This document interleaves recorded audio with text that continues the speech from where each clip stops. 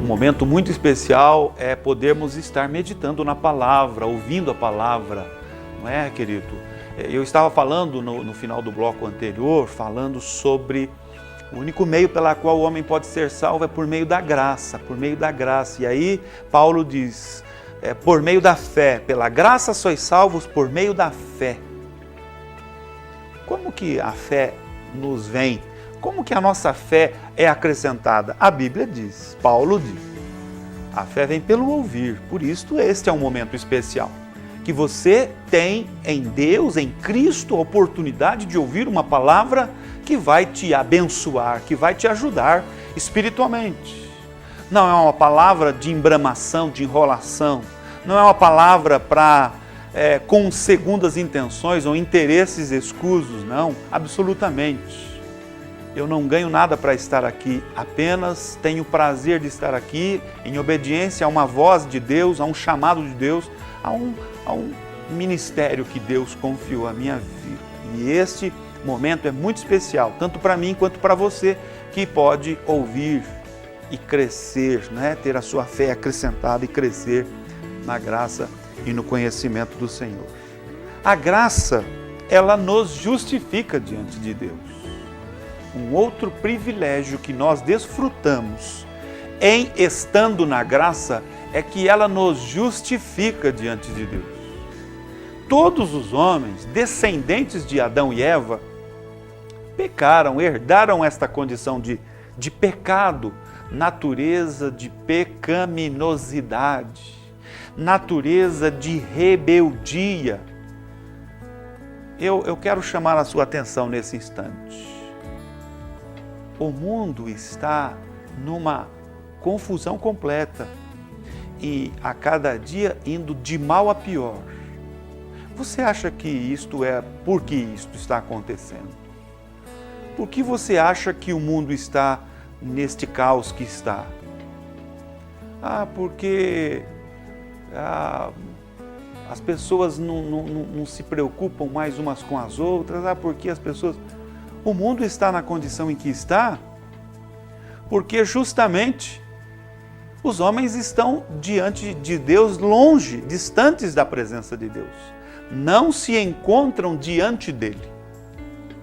Estão em rebelião, porque herdaram a condição de pecaminosidade dos nossos primeiros pais. E o mundo vive uma corrida egoísta. O mundo vive uma vida de frieza em relação a valores de altruísmo. É evidente que você encontra aqui ou ali um grupo de pessoas com valores altruístas, mas na grande maioria, na maioria maciça de pessoas, da população do mundo, vive uma vida de frieza em termos de amor ao próximo. Vive uma frieza no sentido, ou em termos de auxílio, de estender as mãos ao próximo. Há um ditado, não é, que a gente sempre está ouvindo falar: o mundo é dos espertos. Também a gente ouve falar: quem pode mais, chora menos. Não são estes valores que o reino de Deus propala, anuncia, comunica. Os valores no reino de Deus são valores de equidade, valores de igualdade, valores de amor ao próximo, de fraternidade. E nesta condição desenfreada da humanidade, nós estamos inseridos. Agora, quando eu vivo na graça de Deus, eu insiro na minha vida, passo a vivenciar valores do reino. E neste caso, uma vez envolvido pela graça de Deus, eu sou justificado diante de Deus. Veja o que Paulo escreve, não é, a Tito, no capítulo 3 da sua carta a Tito, e o verso de número 7. Sendo justificados pela sua graça, sejamos feitos herdeiros, segundo a esperança da vida eterna. Veja que coisa linda! Sejamos, sendo justificados pela graça, sejamos feitos herdeiros segundo a esperança de vida eterna. A pessoa que vive uma vida de egoísmo, de corrida desenfreada, desordenada, olhando apenas para os seus interesses escusos, ela não tem esperança de vida eterna. Ela, aliás, vive uma vida de perturbação permanente, obcecada nos seus conceitos e valores de corrida desenfreada, e eu poderia até usar corrida maluca, não é? A pessoa luta para granjear os seus interesses ou bens materiais. Quando ela consegue tudo, ela morre. E aí vai para uma eternidade longe de Deus, sem esperança. Qual a expectativa desta pessoa? Não é? E nas palavras de Cristo, os valores são totalmente outros. Jesus diz assim, em dado momento, falando aos seus ouvintes: o que adianta o homem ganhar o mundo inteiro e perder a sua alma? De nada adianta. Ajuntou tantos bens materiais, tanto tesouro terreno, e se esqueceu de ajuntar aonde era mais necessário, ou onde era mais importante. Jesus nos exorta: ajuntai tesouro nos céus. Como que eu vou ajuntar tesouro nos céus? Olhando para o semelhante, ajudando o semelhante, estendendo as mãos ao semelhante, reconhecendo o semelhante exatamente igual a mim. Ninguém é mais ou menos diante de Deus numa escala de valores. Ninguém é melhor ou pior diante de Deus, aos olhos do Todo-Poderoso. No reino de Deus, todos estão nivelados na mesma condição, ou a graça de Deus é disponibilizada a todos de forma igual ou igualmente a todos. Então eu, você, todos nós, temos livre acesso à mesma oportunidade diante de Deus, aos olhos de Deus, para vivenciarmos a sua maravilhosa graça ou a manifestação da sua maravilhosa graça.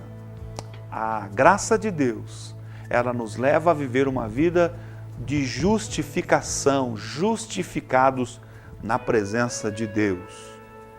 Geralmente, quando alguém falha, comete algum deslize, algum pecado, algum erro perante, comete infrações aí perante as leis humanas, perante a sociedade, geralmente esta pessoa é levada a juízo e ali ela tenta o quê? Se justificar ou, tenta ali se justificar perante os homens em função daquela infração que foi cometida. De acordo com a sua argumentação, ela é perdoada ou condenada. Diante de Deus, nós não podemos argumentar segundo os nossos valores, segundo os nossos conceitos, porque Deus não os aceita. Quando Adão e Eva cometeram o pecado, desobedecendo a Deus, se vestiram com roupas lá, com folhas, com folhagens, ali no paraíso, no Éden, onde viviam, e eles então, sendo chamados por Deus, se encobrem com estas folhagens, e aí, onde estás, Adão? A voz de Deus questiona, indaga. E aí Adão diz: eu ouvi a tua voz e temi, me escondi porque eu estava nu. Mas quem falou para você que você estava nu? Porventura você fez o que não era para ter feito? Porventura você comeu do fruto da árvore que não deveria ter comido? E a partir de então, o pecado se manifesta, se efetiva sobre os homens, e Deus, diz o texto bíblico, que providencia peles de animais para que Adão e Eva sejam vestidos, se cubram da sua nudez. Então, Deus não aceita a minha desculpa. Ah, Deus, eu fiz este erro por causa disso. Ah, Senhor, me desculpe porque... Não, Deus não aceita a nossa desculpa. Deus, Ele providencia para mim e para você o recurso, o meio, o caminho, a porta pela qual nós podemos estar diante dele justificados. E eu quero dizer a você que a graça de Deus nos justifica. E a manifestação da graça de Deus se dá através da obra de Jesus Cristo. Quando eu e você confessamos Jesus Cristo como Senhor da nossa vida, nosso Salvador, e a Ele nos rendemos, querendo segui-lo, obedecê-lo, verdadeiramente, a Bíblia diz que Ele passa do seu sangue sobre nós e nos purifica de todo o pecado. O sangue do Cordeiro, o sangue de Jesus Cristo. E Deus da eternidade, do seu trono, dos seus céus, olha para mim, olha para você. Estamos debaixo do sangue porque seguimos a Jesus, obedecemos a Jesus, somos cristãos de fato e de verdade. O sangue de Cristo está sobre nós e então, mediante esta postura de estar na graça, de viver sob a graça, ela nos justifica. Somos vistos como pessoas justificadas diante do Senhor nosso Deus. Não há outra alternativa, não há outro caminho, não há outra maneira de estarmos justificados diante de Deus.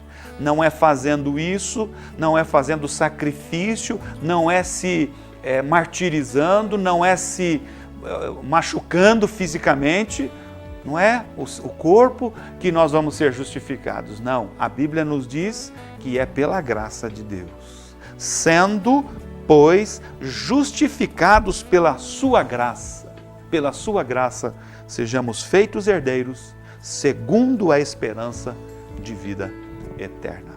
Que possamos vivenciar esta graça maravilhosa de Deus, que você possa escolher viver na graça de Deus, para que sejamos justificados aos olhos daquele Deus que tudo vê e que fez os céus e a terra e que tanto nos ama e está empenhados para que sejamos pessoas bem-sucedidas e vitoriosas em todas as coisas. Assim, vamos para um breve intervalo e logo após prosseguiremos aqui com o programa.